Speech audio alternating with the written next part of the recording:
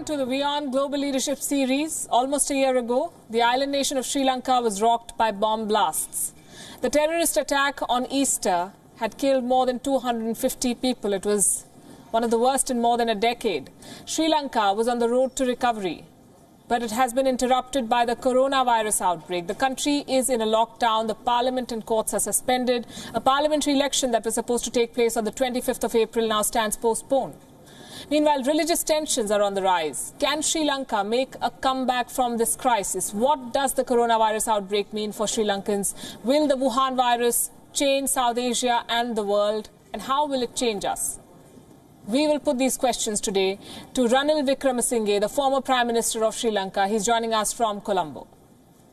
Welcome to WION, Mr. Wickremesinghe. My first question to you is, how is Sri Lanka coping with this crisis, and what do you make of the government's response? Well, actually, the lockdown has been successful. The government has acted. I must say the health service is doing a wonderful job. So is the military, the police, public sector, and the private sector. People are cooperating. So that part has been successful. But where the government, I think, made a lapse is that they did not get the equipment early in January. We should have got more testing kits, more face masks, more ventilators. We delayed on that.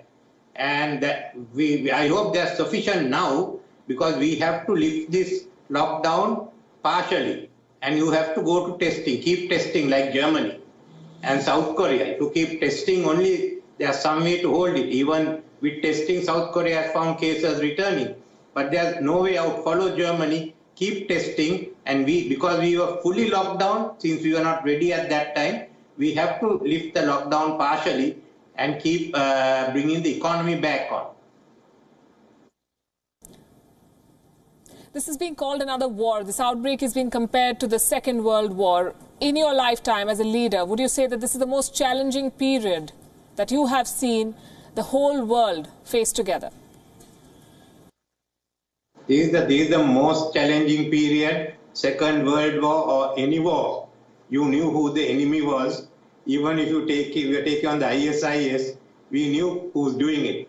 But here we don't know who was responsible. I think at Dubai, I mentioned, we've seen the upside of globalization. Now we are going to see the downside. But no one thought it will come so fast. And it's basically undermining all the economies. It's like what happened to the Soviet with this. Economy collapsed, it collapsed. So we are all in a very, very difficult situation globally, and there's no global leadership coming.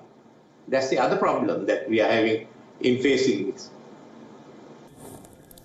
I'd like to dwell a bit more on the point you made about the failure of leadership. Is this a collective failure of global leadership? Organizations like the World Health Organization that should have taken the lead have come under a fair bit of criticism. The United Nations Security Council met belatedly, but there was no resolution. How do you think the leaders of the world have failed in a crisis like this? It's collective failure. Leaders are not the institutions. IMF, World Bank, WHO, UN, some has to come forward. Which is not happening. When it came to climate change, there were people like the former French President Hollande, Obama and others who took leadership. When it came to World War II, Roosevelt took leadership with Churchill and Stalin and Chiang Kai-shek.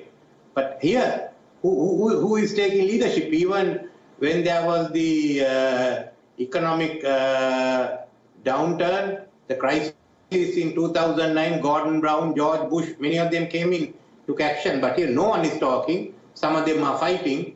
And we are just looking. It's a global pandemic. It's not a national issue. A global pandemic needs a global response. Some people have to step up and say, this is the way to do it. That is my point. And that at the moment, so this is the downside of globalization.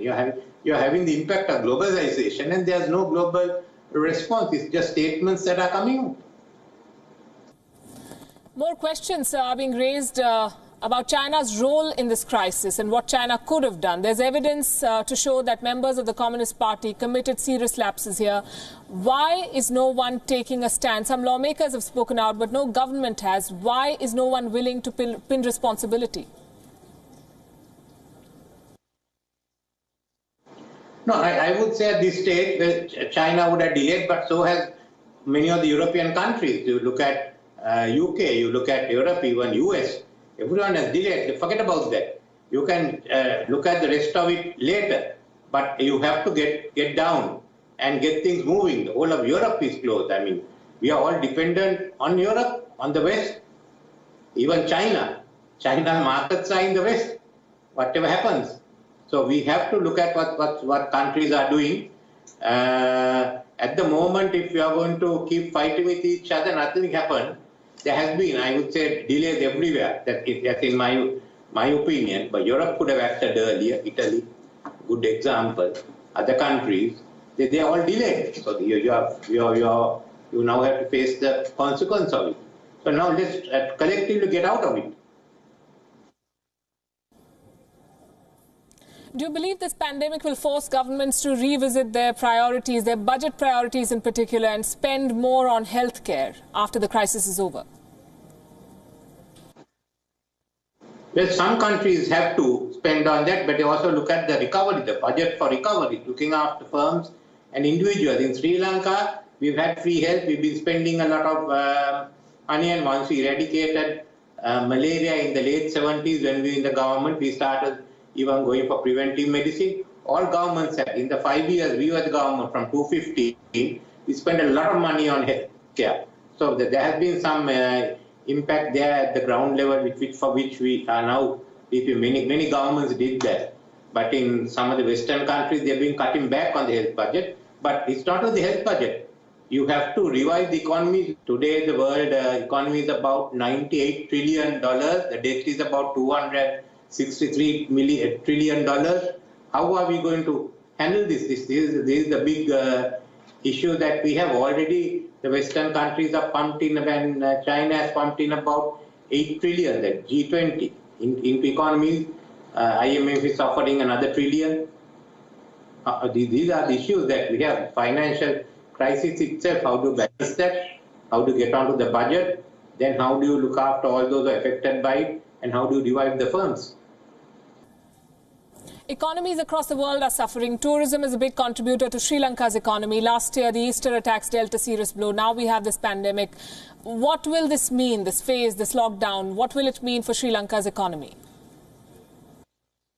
I know after the Easter bomb, we sort of got tourism back by December, where people were coming in. Now it's taken another big blow. It's taken one on the earlier in 2018, 2019. But it's not only tourism, it's also affecting the apparel industry. The markets are not functioning. Even our foreign earnings will be down. So I think our foreign earnings can even be down by 50%. We may be able to, we have a problem here with our foreign exchange. What we are going to do, this industry, part of our manufactured goods won't go out.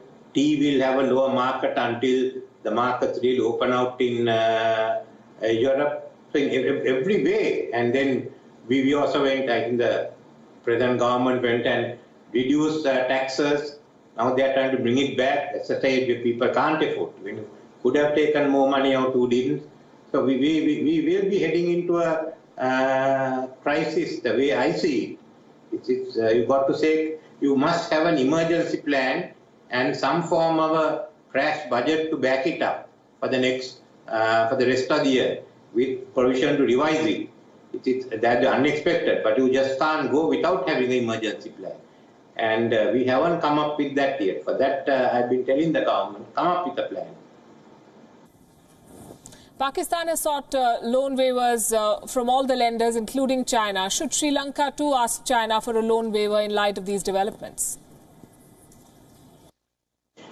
We can ask China, but with this China or any other countries, they will all have to take a policy decision. If you give one, you have to give the others.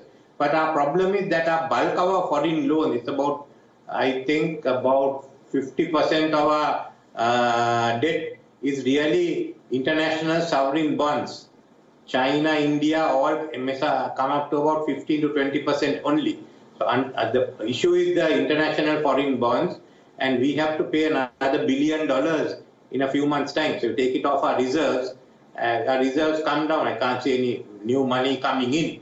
Earlier, we balanced it out by 2016, 17, and we are on the path to repayment. I think the government is now talking with the IMF because they have restored what the revenue back to the levels that the IMF wanted them. But it's going to be difficult. We will somehow pay this money, I feel, but then our reserves will go down further, and there's no way of meeting that gap. So we are all going to be in trouble by now, if not this year, by next year. But I think the creditor countries, all China, everyone should basically give some relief to all the other countries. But then in turn, Japan, China, their economy is also affected. So it's a sort of, the effect is going to be felt. So it's a question of who takes the pain. But I think the creditor countries must look favorably at the debtor countries.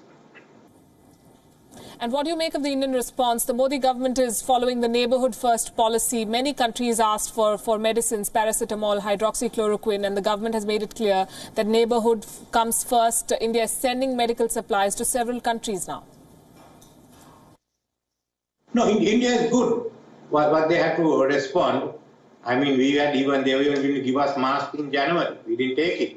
So in India has been handling the big numbers. Places like Kerala has had a good health service like us, Tamil Nadu, but the large, big, poorer states would have found a problem. So you also have to come to a lockdown. The other problem that India had is that part of your raw materials come from China, and when those factories are not working, India also had a problem. But I hear that I heard that some of the raw materials coming in, so then they can supply. But it's a funny situation. When America asks India for drugs, it should be the other way around.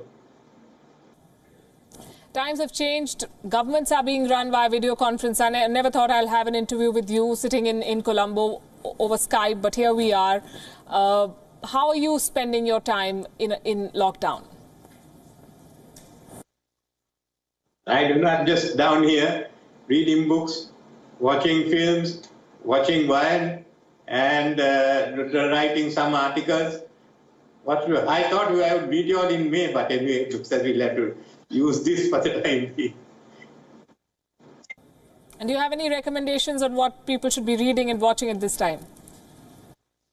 Well, it depends on what. I just got onto some Hindi movies, but I watched an old one 2 days ago, Hotel Mumbai. It's a sort of rerun, but now there have been some of the new ones. What do you recommend I should see? Netflix had a whole series on Hindi movies, so you tell me what I should.